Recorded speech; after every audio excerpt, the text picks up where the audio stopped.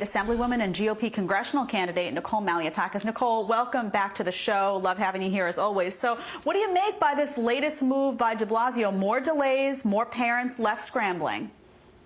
You know, this is just another example of how our mayor is incompetent. He had 6 months to plan.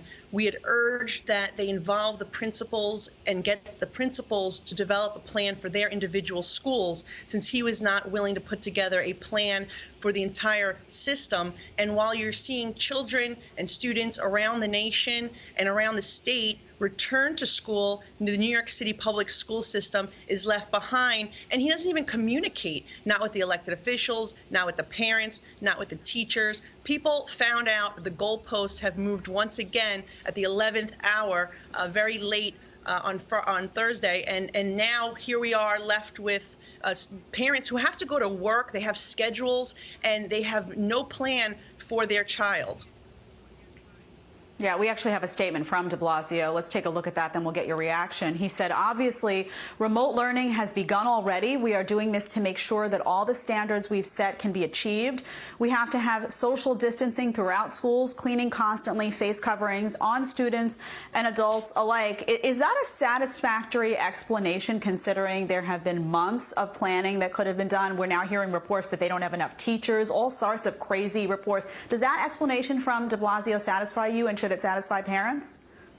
Absolutely not. And most parents I speak to want a resignation letter from our chancellor, and they want the governor to remove the mayor, because it's not just education, it's across the board. His handling of homelessness, crime is skyrocketing in the city.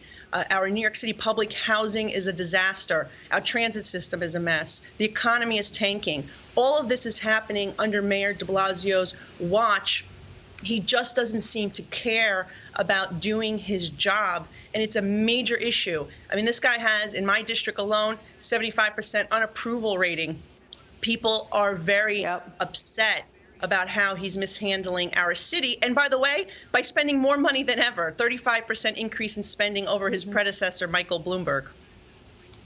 Yeah, that truly is the astounding part. Nicole, you mentioned crime. There has been a surge in New York City murders, 350-plus murders this year. That's a 27% increase from 2019. On that issue in particular, we've seen people fleeing the city. Businesses have fled the city. What can you say to de Blasio, your message to him, looking at those numbers right now?